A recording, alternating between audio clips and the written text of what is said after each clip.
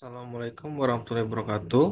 Perkenalkan, nama saya Dodi Setianto dari Prodi S1 Teknik Informatika Universitas Cyber Asia. Pada kesempatan ini, saya ingin mempresentasikan mengenai implementasi data mining menggunakan metode CRISP-DM dalam bidang pendidikan. Baik, langsung saja saya mulai.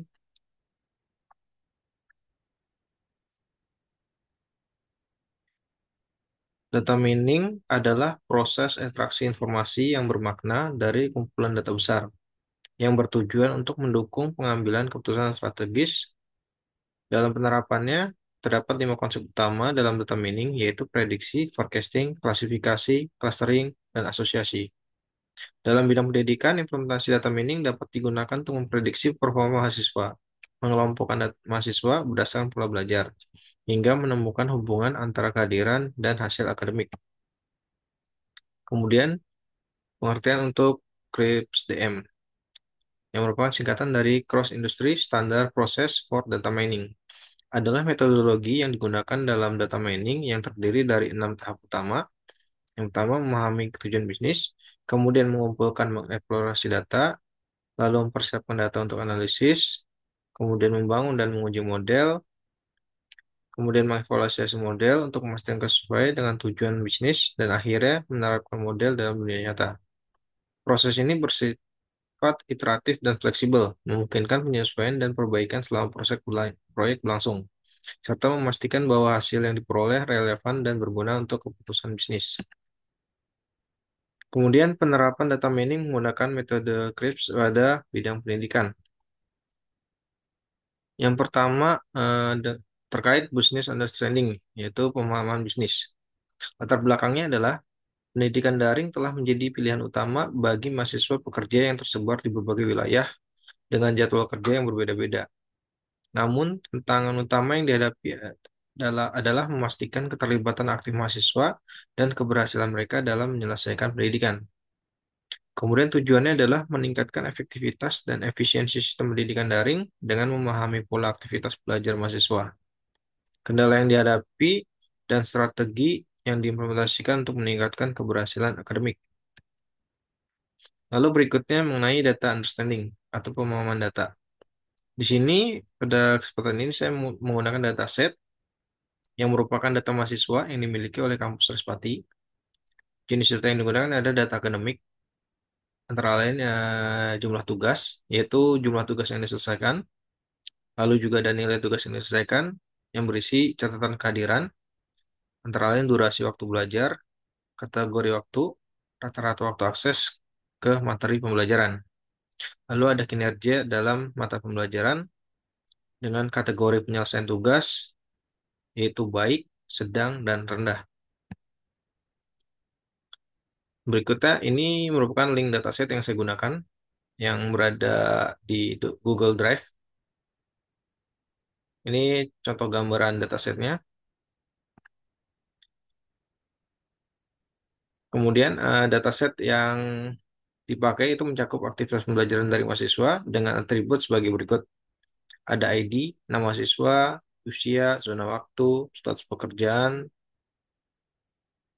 dan lain-lain terkait dengan mahasiswa itu sendiri, data mahasiswa itu sendiri. Kemudian mengenai data preparation atau persiapan data. Yang pertama, di sini saya melakukan pembersihan data, antara lain penghapusan atribut yang tidak diperlukan, seperti usia, zona waktu, status pekerjaan, jam kerja, tipe shift, lalu partisipasi diskusi, nilai UTS, nilai UAS, nilai akhir, dan status kelulusan. Atribut itu tidak saya gunakan. Dan berikut atribut yang digunakan antara lain ada ID, mahasiswa, lalu total login, jumlah tugas selesai, jumlah materi diakses, partisipasi diskusi, kategori waktu, durasi belajar per minggu, nilai tugas 1, nilai tugas 2, dan penyelesaian tugas. Dan untuk yang atribut yang dicoret ini tidak akan digunakan. Nah, berikut gambaran data yang sudah dibersihkan.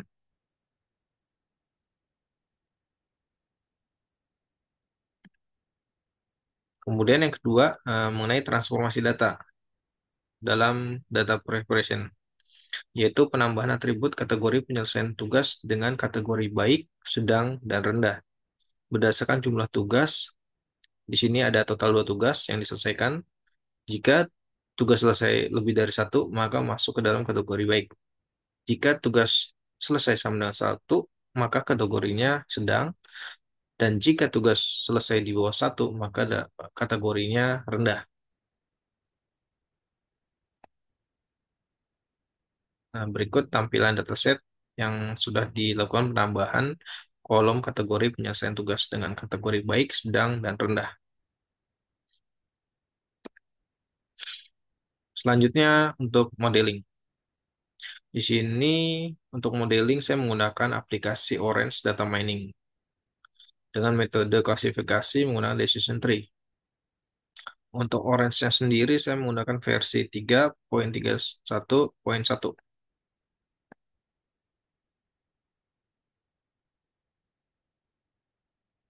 Nah, untuk model yang diterapkan untuk menganalisis data adalah klasifikasi menggunakan decision tree. Tujuannya untuk mengklasifikasi mahasiswa berdasarkan keberhasilan penyelesaian tugas, yaitu dengan kategori baik, sedang, dan rendah. Baik, untuk simulasinya akan saya tunjukkan di aplikasi Orange-nya. Baik, di sini saya menggunakan aplikasi Orange.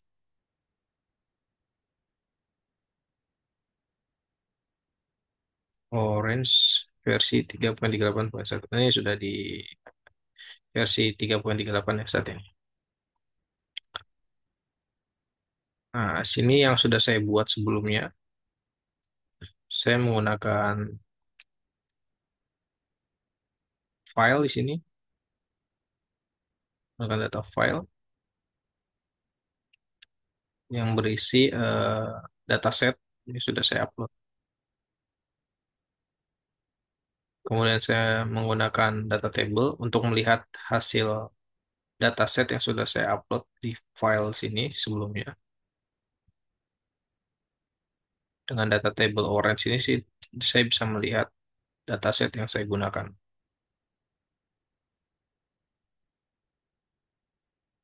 Kemudian dari file akan diproses menggunakan select column di sini, di mana fungsinya ini untuk menentukan kolom mana yang akan diproses dari atribut-atribut yang ada. Saya menggunakan kolom durasi belajar dan kolom jumlah tugas selesai sebagai fitur dan penyelesaian tugas sebagai targetnya. Lalu setelah select kolom, saya bisa melihat data table berdasarkan select kolom yang sudah saya konfigurasi sebelumnya. Di sini bisa dilihat dataset yang sudah difilter ya, menggunakan select kolom. Di sini ada penyelesaian tugas sebagai targetnya. Kemudian ada belajar jam per minggu dan jumlah tugas selesainya sebagai feature.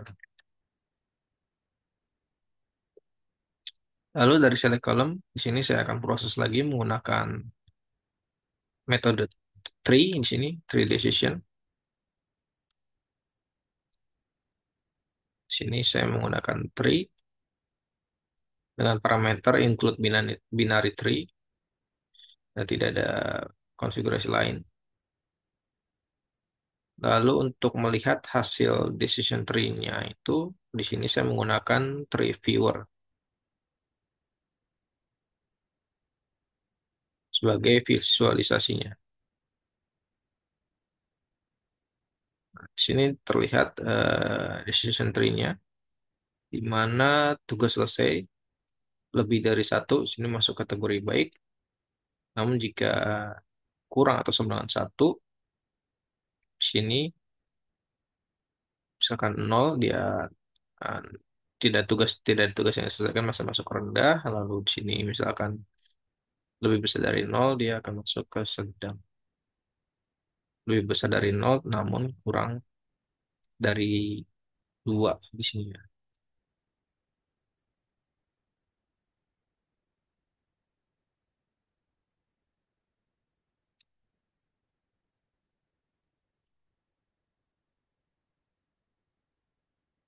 Nah, berikut untuk penjelasannya. Dengan widget-widget data table yang saya gunakan tadi,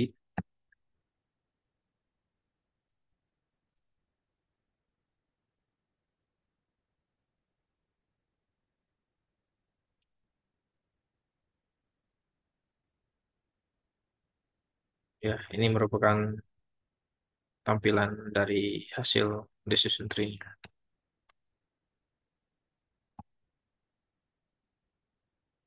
Jadi hasil yang diperoleh adalah faktor utama keberhasilan penyelesaian tugas adalah jumlah tugas yang selesai dengan durasi belajar. Jika jumlah tugas lebih dari satu, maka akan masuk ke dalam klasifikasi penyelesaian tugas kategori baik dengan peluang 90%, lebih dari 90%. Lalu pada bagian deployment, penerapan data mining pada pendidikan menghasilkan rekomendasi kebijakan berdasarkan hasil simulasi sebagai berikut. Fleksibilitas jadwal. Menyediakan materi pembelajaran yang dapat diakses kapan saja untuk mengakomodasi mahasiswa bekerja dengan jadwal tidak teratur. Yang kedua itu intervensi untuk mahasiswa tidak aktif. Dengan cara memberikan notifikasi, reminder, atau insentif untuk mahasiswa yang tergolong dalam kategori sedang dan rendah agar dapat menyelesaikan tugas tepat waktu. Lalu yang ketiga, penyesuaian jadwal tugas. Menyesuaikan jadwal pengumpulan tugas agar lebih fleksibel bagi mahasiswa yang dengan jadwal kerja shift. Lalu yang keempat itu sistem personalisasi. Dengan mengembangkan sistem rekomendasi pembelajaran personal berbasis data mining untuk meningkatkan partisipasi dan hasil belajar. Lalu untuk kesimpulan model klasifikasi yang dibuat di sini, model klasifikasi berhasil mengkelompokkan mahasiswa berdasarkan pola belajar dan penyelesaian tugas mereka ke dalam kategori baik, sedang, dan rendah. Lalu faktor yang paling berpengaruh dalam klasifikasi adalah durasi belajar per minggu, jumlah tugas yang diselesaikan, dan jumlah materi yang diakses. Model ini dapat digunakan untuk memprediksi tingkat keterlibatan mahasiswa dan memberikan rekomendasi pembelajaran yang lebih sesuai. Lalu manfaat hasil dari data mining adalah untuk sisi mahasiswa, yang pertama, peningkatan kinerja belajar. Dengan pemahaman pola belajar yang didapat dari data, mahasiswa dapat diarahkan untuk memanfaatkan waktu belajar secara lebih efektif. Lalu, rekomendasi personalisasi belajar membantu mahasiswa dengan jadwal kerja fleksibel atau tidak teratur untuk tetap dapat menyelesaikan tugas dengan baik. Yang kedua, pengelolaan waktu lebih baik. Informasi tentang hubungan antara jadwal kerja, login, dan keberhasilan akademik memungkinkan mahasiswa merancang jadwal lebih optimal. Lalu untuk institusi pendidikan yaitu perancangan kebijakan akademik lebih adaptif, di mana institusi dapat menyesuaikan jadwal pengumpulan tugas, ujian, dan metode evaluasi berdasarkan kelompok mahasiswa yang kebutuhan khusus. Lalu optimalisasi sistem pembelajaran. Sistem pembelajaran daring dapat diperbaiki dengan menyediakan fitur yang mendukung mahasiswa seperti pengingat tugas otomatis, rekomendasi materi belajar, dan jadwal fleksibel.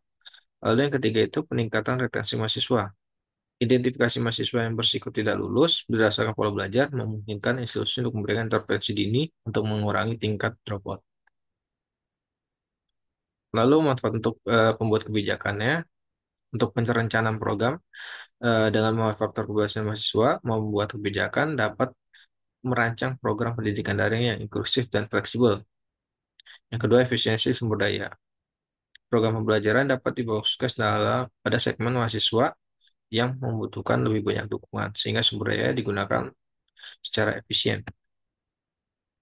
Kesimpulannya yaitu, yang pertama, eh, kesimpulan umumnya, implementasi dalam ini menggunakan metode CRISP-DM dalam pendidikan daring menunjukkan bahwa teknik ini sangat berguna untuk memetakan perilaku siswa dan memberikan wawasan penting untuk meningkatkan kualitas pendidikan. Dengan memanfaatkan hasil analisis data yang telah dilakukan, institusi pendidikan dapat merancang strategi yang lebih baik untuk mendukung mahasiswa, menyesuaikan materi pembelajaran dengan kebutuhan mereka, serta meningkatkan tingkat kelulusan dan retensi mahasiswa. Penerapan data mining dalam bidang pendidikan daring akan membantu menjawab tantangan pembelajaran di era digital yang semakin berkembang, memberikan pengalaman belajar yang efektif dan personal bagi setiap mahasiswa. Terima kasih. Demikian yang saya sampaikan terkait data mining untuk bidang pendidikan. Terima kasih sekali lagi. Wassalamualaikum warahmatullahi wabarakatuh.